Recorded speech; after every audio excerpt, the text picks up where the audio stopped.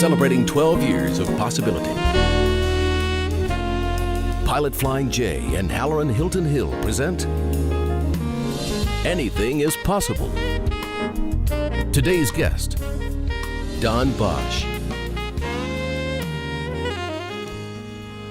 This is Anything is Possible. I'm Halloran Hilton Hill. Great stories about great people whose lives prove that anything is possible. Today my guest is Don Bosch. Thank you for joining us on the broadcast. Yeah, absolutely. Bosch. Where's that name from?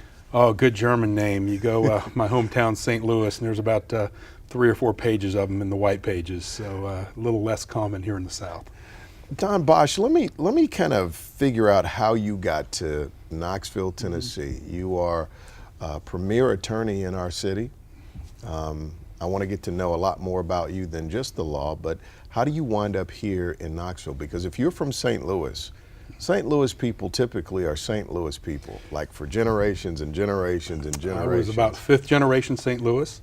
I was the first person in my family ever to go to college, and I came to UT on a swimming scholarship, and it was my last of my 5 recruiting trips. The coach at the time was Ray Buzzard, who was one of the most famous swim coaches ever in the world, and somehow he persuaded me to stay. I did not think I was going here, and I spent all of 48 hours in Knoxville, Tennessee prior to coming here for college and never left. That's amazing. Now let's go back then to swimming, because swimming is part of who you are. It's your life. When did you first start swimming? You know, I can't remember learning how to swim. I was very young. I didn't start swimming competitively until I was 13. I'd had some, as a young kid, had some knee injuries. And the doctor kind of made a joke to my mother that he said, well, you should either play ping pong or swim. And I said, okay, I'll take swimming. And, you know, I was always pretty good knocking around the neighborhood pool. And so joined a swim team and got good enough eventually to go to college. And I joke, milk a minor sports scholarship for about 7 years of an education. So, talk to me about your parents. Sure. From St. Louis. They now live here in Knoxville. Do they? They do. I joke. They retired in St. Louis and only got halfway to Florida and landed here. So my father is a bailiff in the courthouse, so I get to see him pretty regularly. And wait, time out for just a Sure. second.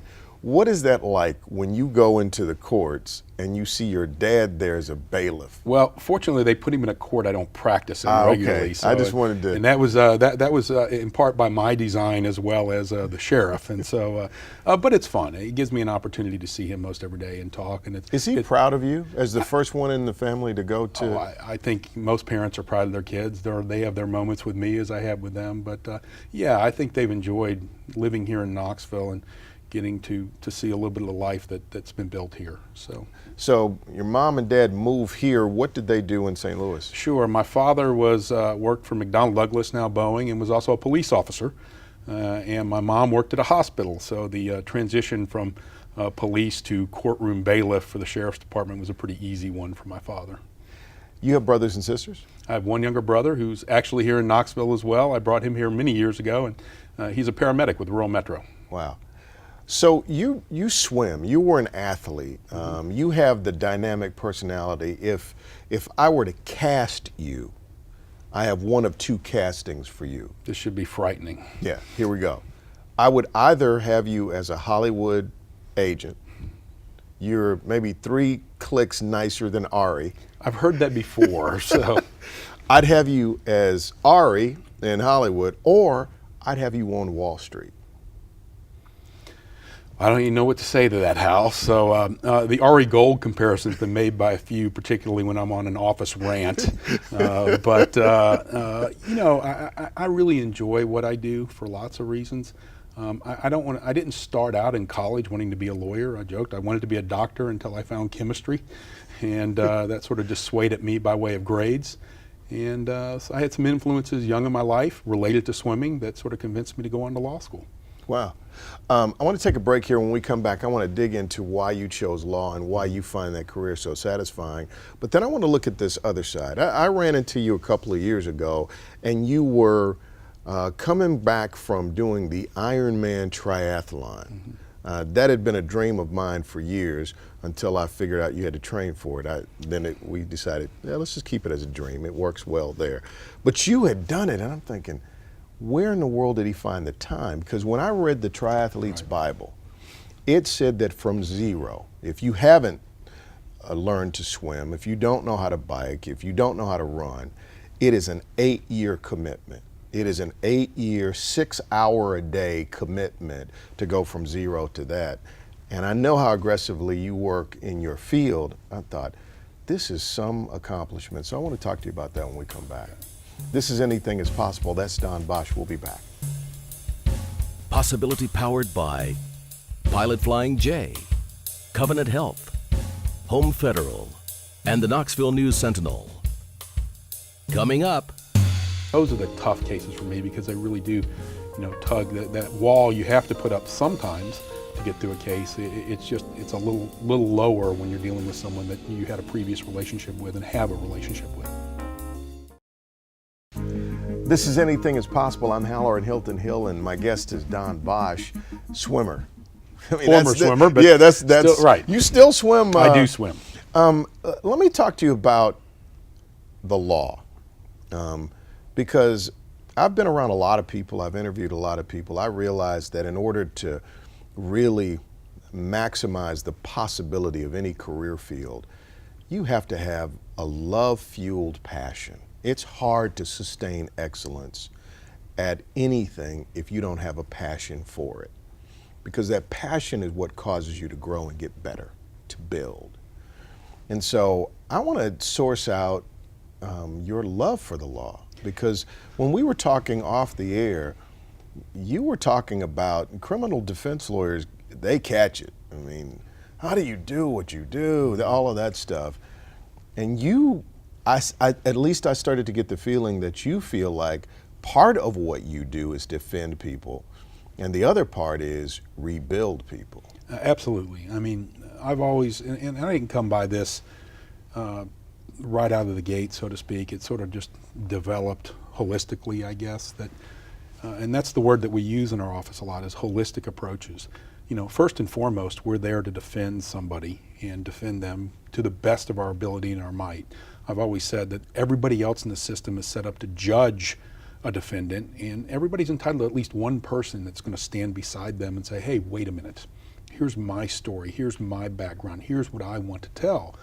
And so it's not my place to judge, but more importantly, I'm the person in the system that can spend the most time, not a probation officer, not a judge, certainly not a jury, not a prosecutor, but I spend a lot of time with my clients, and we see some of the root problems that maybe led that person to my office, to the charges they face, and we can often be a resource, help that person sort of deal with that, and resultingly, we see very few of our clients a second time. And unfortunately, that's different than, say, a public defender function. Folks that maybe don't have the resources or don't even have counsel that have the amount of time that we can spend and our staff can spend with folks, kind of trying to help them through problems. And so I'm very comfortable. I tell people I sleep very well at night doing what I do. I think criminal defense lawyers in large part are misunderstood, because I have many of my colleagues. They're fine people. They're people I want to be around. They're people I want to socialize with, and I'm honored to know them, and they get it. Is your work lonely at all? It can be, but I've got a really good staff around me. I've got some really good lawyers, really good staff people, and so it's a little, they can call them boutique shops, I think. I don't ever want to be around too many lawyers, the joke goes, so I like to stay small. And but it can be, because you certainly, there are times that you're representing people that are very unpopular, and you catch it a little bit, but I've got thick skin and broad shoulders. I'm okay with that. What's the toughest case you've had to deal with? Oh gosh, that's hard, and out of respect to the people that I've represented, I don't want to put somebody there, but what I will say is, Bob Ritchie, who was probably the greatest criminal defense lawyer ever to come through this town. Remarkable. He used to joke when he'd say, remember, Don, your enemies never hire you, only your friends. And representing friends, people that you're close to, those are the hardest cases, because sometimes I've told people you feel like an oncologist some days. You just hate to tell your neighbor, your dear friend, that you've got cancer. Right. And so those are the tough cases for me, because they really do tug that wall you have to put up sometimes to get through a case. It's a little lower when you're dealing with someone that you had a previous relationship with and have a relationship with. Is it tough sometimes just to be the truth teller in the room? Sure it is. You know, Yeah. I tell folks right on the front end, if you're just wanting a lawyer to give you good news, I'm the wrong guy. I'm going to tell you the way it is. Sometimes it'll be good and sometimes it'll be bad, but I'm going to be very honest with you through this process. I'm going to give you my opinion and I'm going to respect your choices. And I think if you set that out very early in a relationship, people come to respect it even if they don't like what they hear sometimes. Let me ask you about swimming and this competitive thing, because it's one thing to say I'm going to go down to the Y and I'm going to swim every morning and I'm going to do some triathlons on the weekend every now and then. You did the Ironman. My understanding is that the Ironman is a full marathon, which is 26.2 miles. The The last 2/10 is the greatest part. You have to bike 112 mile bike, and then you have to swim 2.4 miles. 2.4 miles. And it's swim, bike, run. Right. So it gets harder, basically. You as I like to say, you start making your deals with God at mile 16 of the run. Wow. Why? Why do you do this? And how do you do it? And First of all, when was the first time you said, got to do it? And I would love to know the why that informed that. well, my backstory is like a lot of swimmers. I quit when I retired from collegiate swimming and went on to law school and career. I immediately, as I like to say, ate my way out of the sport. And I gained a tremendous amount of weight. I weighed well over 300 pounds. And I walked up, there was a How much did you weigh at your peak? 329. Good gracious. Yeah, I was a big boy. How tall are you? 6'3". Wow. And so That's still big. Yeah, it's big. It's big. I used to walk through the football complex, and Philip Fulmer would ask if I had any eligibility left, and he wasn't talking as a running back or wide receiver, and so I just got tired of slogging around, and I said I just wanted to be the guy I used to be, and I really kind of did it on my own. Sort of devised a plan, set a date off in the future. I said it starts now, and I got into running. I always like to run. Most swimmers don't like to go back and swim again. And got into running. And then, of course, I thought, well, I'm going to start swimming a little bit too. And then triathlon sort of fell in. And I had someone that used to be associated with the Ironman World Championships in Kona walk in and said, hey, Bosch, do you want to think about going to Kona? And that's the Ironman World Championships we all see on Hawaii, all those horrific stories of people crawling across the line. And I sort of paused for a minute and said, can I have a day? He goes, you've got a day, but I'm going to put you in the race. And it was Bill Schmidt, who used to be the number 2 at Gatorade, literally flipped open his phone and said, I got a guy, we want him in the race. And, I just started doing triathlons, and my 7th race was the World Championships. I felt like, literally like Forrest Gump in the movie. You just all of a sudden dropped into the Super Bowl of endurance racing. Walk me through the training for that, though. What did you have to do to train for that? I trained about 16 to 18 hours a week, and it was hard. I finished a lot of long runs at 10 o'clock at night. The weekends are consumed with long bikes. Every night you just come home, you eat and you go to bed. You wake up early in the morning and do what you need to do. But I did my very best not to let it affect my practice, and frankly, it made me a better lawyer. How? Better time management, stopped watching TV at night, slept better, got fitter, had to learn how to utilize my time. And doing endurance racing, and it's different than being a competitive swimmer. I mean, the events that I swam in college were 2 to 4 minutes long. Right. I now have done races that take anywhere from 12 hours to 7 days. And so it's taught me a degree of patience that I still struggle with even today sometimes. Here's a proverb. Patience is the greatest strength. Self-control, the key to success. I absolutely agree. It's so true. And it just, because I'm thinking, well, how does this factor into the law and what you do as a professional? Why did this feed the other thing? And it just hit me, Don. I was watching this interview with Warren Buffett, and he said the thing you need above all things as an investor, a value investor, is emotional stability, the ability to harness your emotions and your feelings about something, look at the facts and make that decision as opposed to what your ego or the emotion. Right. And I guess at mile 16 of the run in the Ironman, it really isn't about this anymore. No. It's really about that. The battle's not with your muscles, it's with your mind. And tell me what you learned about that. What I learned is no matter how bad it is in the moment, it'll get better. You just got to ride it out. And you have to be patient. You have to trust in your background and your training, and you have to trust in your will, and you got to figure out why you're doing this. And why were you doing it? You know, it's very personal for me. Look, I'm not the best guy to line up. I'm not going to win, you know, any of these world caliber races, even in my age group. But that's what I learned about this sport is one, it gave me an anonymity I don't have as a lawyer. I was just another guy racing, you know, and I talk about being at Kona or any of these other Ironman races I've been able to do.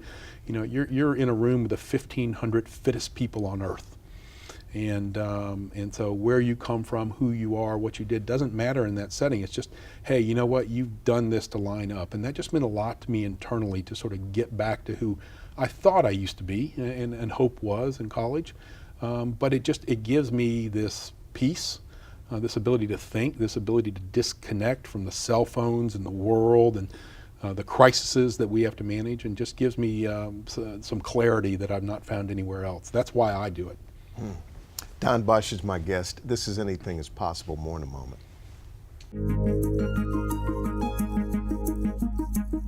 Coming up, Today is the day to do something to get better, whether it be a lawyer or whatever. It's not, if I have to do it all today. I just have to do something meaningful towards it today. This week, our Home Federal Bank Community Spotlight is on Knoxville Leadership Foundation. Did you know that Knoxville Leadership Foundation leads through mentoring youth and families, empowering the unemployed, strengthening nonprofit organizations, and improving housing conditions for low-income individuals? To learn more and see how you can get involved, visit klf.org. My lawyer has won all these cases. Yeah, but my lawyer did the Ironman triathlon. Now. I don't know what that's worth, but thanks, Al. I just thought about that. You're in the courtroom, and the guys over there, Bob Ritchie was famed for his preparation. And he'd come in with these binders, and the other lawyers would go, my binder's only this small. He must know more than me. Do you think there's anything to walking in a courtroom, just the energy of knowing that you know how to sell out to a goal? Do you get what I mean by that? Yeah, I think so. Yeah, I mean, you know, I had great mentors. Bob, you know, to a degree, certainly being one. Joe Tipton, who's now Judge Joe Tipton, where I started working. I had great mentors, and they all taught that, you know, it's not the smartest lawyer, but it's the most prepared lawyer. And so I really believe that, and it is about focus and energy and turning every rock, no matter how insignificant it may seem. And the same thing really applies to endurance racing. You know, when you're supposed to go out and have a 12-mile run, you know, and you're thinking, well, is 10 enough? No, you better finish the last 2. And that's really, those things are very synonymous. And those are lessons you can take into both worlds. If we were writing a book about your life, can you give me the title? Oh gosh, you know, I always hate these trick questions, Al. You know what, I always joke, we have these things called road IDs, and cyclists call them roadkill IDs, and a lot of guys put little sayings on them. And mine, and it came all the way back from college, when it's supposed to hurt. And what I mean by that is nothing's going to be really easy that's good. And it's going to hurt a little bit, but if it hurts a little bit at the end, it's going to be pretty darn good. So. Tell me something that hurt outside of maybe running or the law that ultimately ended up being great for you and made something that might have been impossible possible. You know, the thing that, and again, that's the first time I've heard that question, but my college swimming career ended early because of injuries, and it put me straight into coaching.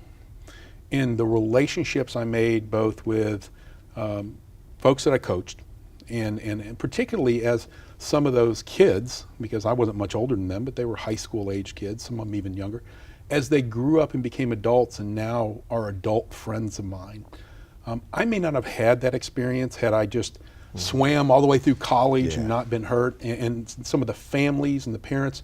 You know, I'm 51 years old, and to this day, those are people now that are very close to me. Tell me about, do you have children? Do you have family? Tell me about your family. No kids, I joke. You know, it's never saw the rush about children. You got 7 great nieces and nephews, and it's great fun. I've got a very tolerant wife, and we kind of have our lives, but they connect and we do well. School me on possibility, though, and maybe school me through the lens of what you've learned now at 51 that you would give to a young Don Bosch at 18 or a young Halloran at 18. School me on what makes things possible. You know, I go back to, again, patience. You know, if you see a goal and you put it out there, it's not going to happen tomorrow, okay? But every day, you know, one little brick, one little chip away at it is what it is. You're not going to take a big bite. But why do you even believe you can do things? Where does that source faith come from? You know, I don't know. I think I'm a pretty introspective person. And it comes, you know, from me. I just, you know, I try to set something out there, and I have to, the strength is knowing that today is the day to do something to get better, whether it be a lawyer or whatever. It's not, if I have to do it all today. I just have to do something meaningful towards it today. Yeah, I mean, you kind of bristle with that forward energy, if that makes sense. And I'm always interested in where that derives from. What gives us that spark that wants to be better? Because that's a huge thing. And it is the singular common thread through every person that I've ever interviewed that has done anything. They all believe. There's something there. Pat Summit said across from me a number of times, you have that same kind of energy where I got to do better, I got to be better, and I'm glad that that's in you, and thank you for kind of giving us a window into that today, Don Bosch. Thank you. It was good fun. Thanks, Hal. I got to vicariously live the Iron Man through you. I don't think I'm going to get it done. Brother, we can get you trained up. Let's go. Thank you for coming Thanks, by. Hal. All right, thank you. We'll see you next time on Anything is Possible.